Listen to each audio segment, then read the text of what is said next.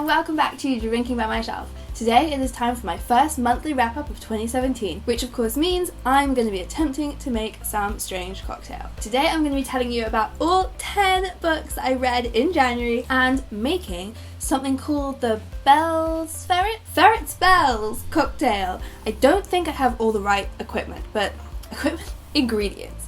We're going to give it a go. I'm supposed to start by filling a pint glass with ice, but I didn't freeze any ice, so it's just going to be a lukewarm Ferrets Bells cocktail. So the ingredients: lemon juice, orange juice, bourbon, maple syrup, and a bottle of ale. I didn't get any bourbon because I forgot to read the recipe properly, but I do have Southern Comfort, which is not bourbon, but it is a bourbon-based liqueur. Bourbon, that's how you say it. It's gonna be vaguely bourbony. Lemon juice and orange juice. I don't know if they meant that you're supposed to squeeze the juice of lemons and oranges. I've tried that before and it was hard. So I'm just cutting corners here and I've just got lemon juice and orange juice. Maple syrup, I can do that, and a bottle of ale. Easy. Mix everything together except for the ale. Okay, so while I'm measuring out ingredients, I'm gonna start telling you about the books that I read. The first book that I read in January was Set the Shotgun to the Head by Saul Williams. And this book is basically, I've already talked about it in my haul I think, but it's basically one long poem about war and religion and feminism, and I don't really know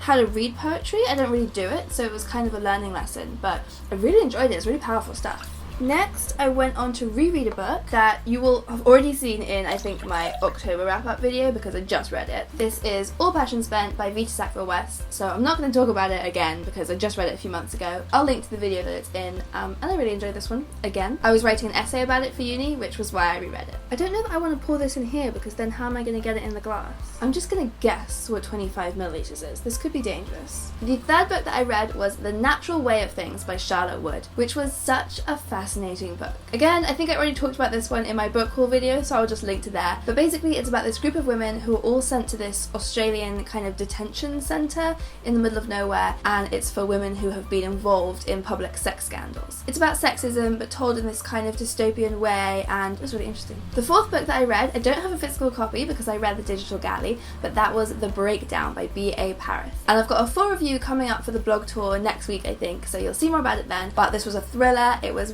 really gripping, page turning, I loved it. I wouldn't say that it was the best thriller I've ever read. It wasn't as clever as like Claire McIntosh's books, for example. A, I could see the twist coming from a mile away, and B, the characters weren't that believable. Having said that, I absolutely loved it. I read it all in one day, I think, or 2 days, and it was completely gripping. So if you're just looking for a fun page turner, it was perfect. I loved it. And even though I could see the twist coming, I didn't mind because the concept was so fascinating. So I loved watching it all play out. Even if I wasn't that surprised by the reveal, it didn't actually matter because I was having so much fun seeing it as a plot. So I would still really recommend this one actually, especially if you love thrillers like I do. It's just a really fun one. I'm supposed to stir it with a bar spoon, but I'm thinking that shaking it's gonna work.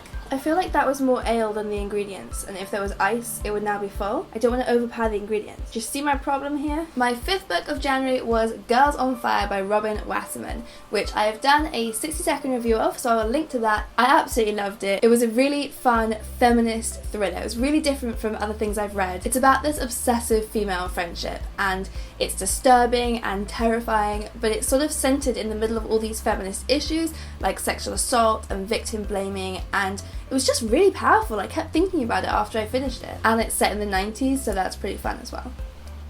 It was pretty nice. I mean, I mainly just taste ale.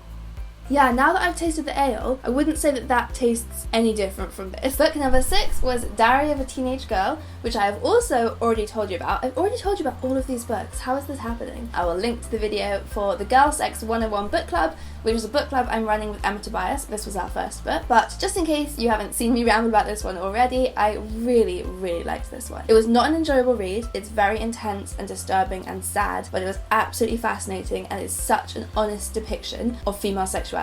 Ooh, that tastes different. Now I've added in a bit more of all the ingredients, it tastes different now. Book number 7, Juliet Takes a Breath by Gabby Rivera. This was my first book for Diversathon, and it was also the Bustle Book Club book for January, and I loved it. It felt like I learned so much from this book. It's about a queer Puerto Rican girl who goes on an internship to work for this feminist writer that she really, really admires. But while she's there, she learns about all the ways in which this woman is very much a white feminist. And she's trying to be more inclusive, the woman. She's not painted as a bad bad guy, it just really exposes the way in which white women can center themselves to a really harmful extent. There was definitely quite a lot of telling, not showing, of the lessons that you were supposed to be learning, but actually because these lessons felt so important for me to learn, I didn't mind that at all. I really liked having it spelt out because I felt like it was so important for me to get the message. But at the same time, the book didn't feel like it was catering to me. It felt like it was written for perhaps queer Puerto Rican teenagers who might feel the same way and not be able to understand why the feminism that they're hearing in popular culture they don't relate to. So this book was more aimed at teenagers like that, and it was just really great for me to read it and realise that I don't have to be the centre of this narrative. So yeah, for just lots of reasons, I really enjoyed reading this. Book number 8 was Sophia Khan is Not Obliged by Ayisha Malik, which was so much fun. I know it's such a cliche, but it is like Bridget Jones. The main character, Sophia Khan, writes in her diary. She has such a funny sense of humour, and it's about her going on dates, and also about her job as a books publicist, and also about her own ambition to write a book. And it was so funny, so warm and enjoyable. Again, I read this one for Diversathon, and it was a really great one to learn lessons from in that week. Ayisha Malik, I watched some interviews with, and she said that she really wants people to stop thinking of Muslim women as oppressed.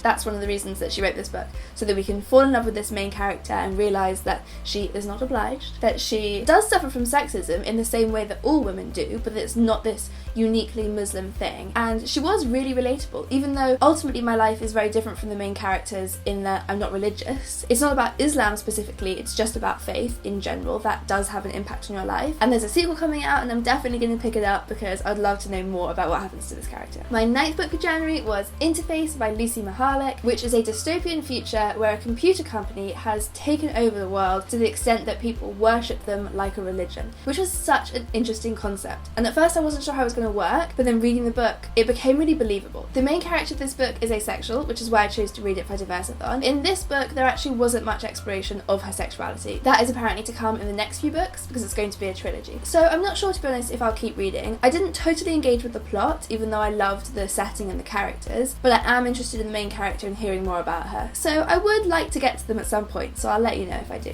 And then finally, the 10th book that I finished this month was Everything But the Truth by Gillian McAllister, which I've wanted to read ever since I heard it recommended by Claire McIntosh, who's my favourite thriller writer, and I really enjoyed it. But I wouldn't describe it as a thriller. The first section was like a thriller, and I did get quite scared reading it in bed at night. But the majority of the book was actually more like a relationship drama than a thriller, I would say, which doesn't really fit with the look of the book and how it's being marketed. And the reason that I'm saying this is I remember when I read The Widow by Fiona Barton, I absolutely loved that book as well, but I've seen a lot of people complaining that they didn't think it was very good because it wasn't a very good thriller. And yeah, I found myself thinking if they were wanting a thriller, then they probably were going to be disappointed because that's not really what it was, but it was an amazing book of a different genre. So I don't want this one to suffer the same fate. I don't want people to say they didn't like it because it wasn't a scary thriller. I think just go into it not expecting a scary thriller. This is a different type of book and it's very interesting and it raises a lot of moral questions. It had me thinking. Even after I put the book down, I was sort of just sitting there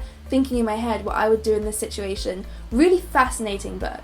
How much am I allowed to tell you? It's about a woman who accidentally sees an email on her boyfriend's iPad that she wasn't supposed to see, and it starts this chain of her obsessively looking into his past because she knows that he's done something and she doesn't know exactly what. And both of these characters were so real and so believable. Both the girlfriend and the boyfriend, absolutely loved them. I feel like I want to know more about their lives after this point. I also have other things I want to say about this book. I'm going to have to do them in a separate one so it's no spoilers, but I've got loads of questions that I want to ask people who've read it. Really fascinating book. So I would just say don't expect it to be a thriller in the style of Girl on the Train or Gone Girl or any of those thrillers that you might have loved. This is something different. So those are the 10 books that I finished this month, and I've also been working my way through a couple more. I've been reading The Good Immigrant, edited by Nikesh Shukla, which is a collection of 21 essays about what it's like to be Black, Asian or minority ethnic in Britain today. And I've read, I think, 5 of them so far, and they've all been fascinating. Really interesting stuff. So I'm liking this one. And then I've also been challenging myself to read some poetry. I've been reading this book,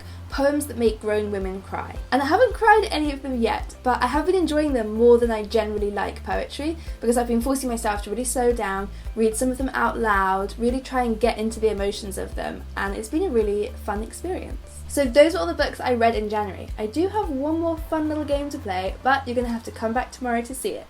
So don't forget to subscribe to this channel so you don't miss tomorrow's video about book jail, and give this video a thumbs up if you liked it and comment below if you have read or you're planning to read any of those books. See you tomorrow!